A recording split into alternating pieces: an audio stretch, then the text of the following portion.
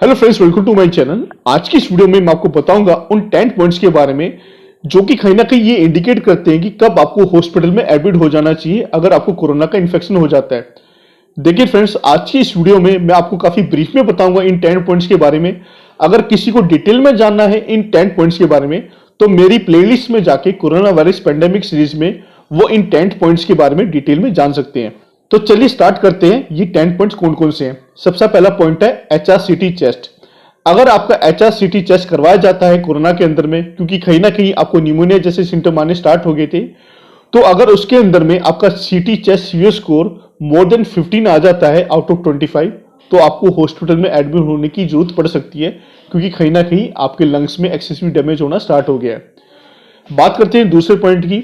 दूसरा पॉइंट है D dimer test. अगर आपकी डी डाइमर टेस्ट की वैल्यू मोर देन 1000 नैनोग्राम जा रही है या फिर मोर देन 1 mg जा रही है तो डेफिनेटली आपको हॉस्पिटल में चले जाना चाहिए, क्योंकि इस कंडीशन में आपकी ब्लड थिनिंग मेडिकेशन स्टार्ट करनी जरूरी पड़ सकती है, क्योंकि एक्सेसिव क्लोटिंग आपकी बॉडी में हो रही है, जिसके लिए ब्लड थिनिंग मेडिसिन का आपकी वेन के थ्रू देना काफी जरूरी हो जाता है, जो कि केवल हॉस्पिटल में ही अवेलेबल होती है। अब बात करते हैं थर्ड पॉइंट की, जो है सीआरपी टेस्ट। अगर आपकी सीआरपी टेस्ट की वैल्यू यानी कि सी रिएक्टिन प्रोटीन टेस्ट की वैल्यू मोर देन 25 mg आ रही है तो आपको हॉस्पिटल के लिए चले जाना चाहिए, क्योंकि सीआरपी एक इन्फ्लामेटरी मार्कर होता है, तो वो यही डिनोट कर रहा है कि आपके अंदर में जो इन्फ्लामेशन है वो काफी बढ़ती जा रही है। अब बात करते हैं फोर्थ पॉइंट की, जो है ESR यानी कि इरिथ्रोसाइट सेडिमेंटेशन रेट। अगर आपकी ESR की वैल्यू मोर देन डबल या ट्रिपल हो जा रही है ट्रीटमेंट लेने के बावजूद भी, तो आपको हॉस्पिटल के लिए एडमिट हो जाना चाहिए, क्योंकि जो ट्रीटमेंट आप ले रहे हैं वो इनसफिशिएंट है, जिसके कारण कि आपका जो ESR है वो कंट्रोल में नहीं आ रहा है। तो फ्रेंड्स, अब नॉर्मल ESR क्या होता है? Normal ESR usually age specific होता है। फॉर एग्जांपल, कोई अडल्ट मेल है तो जो इसकी ESR की वैल्यू होगी वो एज डिवाइड बाय 2 हो जाएगी। फॉर एग्जांपल, कोई 34 साल का मेल है तो जो उसका नॉर्मल ESR होगा वो होगा 34 डिवाइड बाय 2 इक्वल टू 17, वो उसका नॉर्मल ESR होगा। सिमिलरली अगर कोई फीमेल होगी तो उसमें केवल +10 हमें करना होगा, यानी कि एज डिवाइड बाय 2 +10।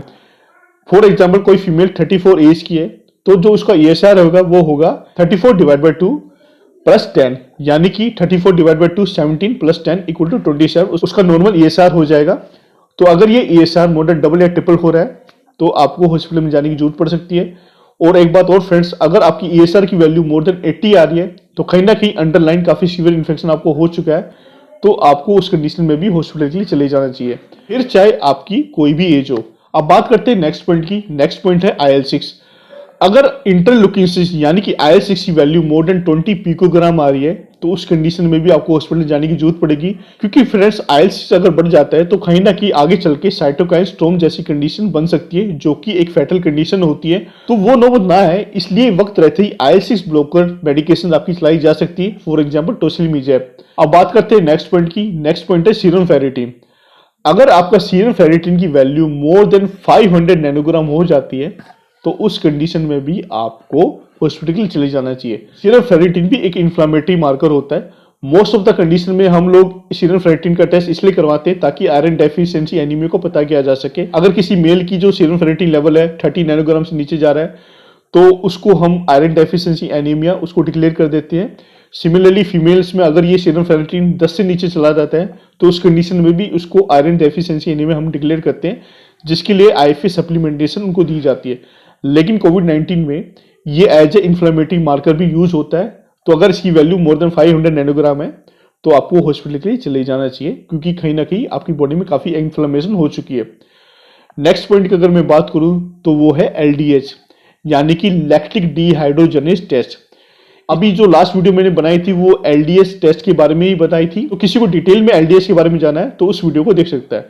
अगर आपकी LDH की वैल्यू मोर देन 300 यूनिट आ रही है तो कहीं ना कहीं आपको हॉस्पिटल के लिए चले जाना चाहिए, क्योंकि LDH भी एक इन्फ्लामेटरी मार्कर होता है। तो वो यही शो कर रहा है कि जो आपके अंदर में इन्फ्लामेशन है वो कहीं ना कहीं अनकंट्रोल्ड है, आपको उसका ट्रीटमेंट हॉस्पिटल में जाके करवाना पड़ेगा। LDH की एक और खास बात है फ्रेंड्स की LDH की कुछ क्लासिफिकेशन होती है, LDH आइसोएंजाइम 1 से लेकर LDH आइसोएंजाइम 5।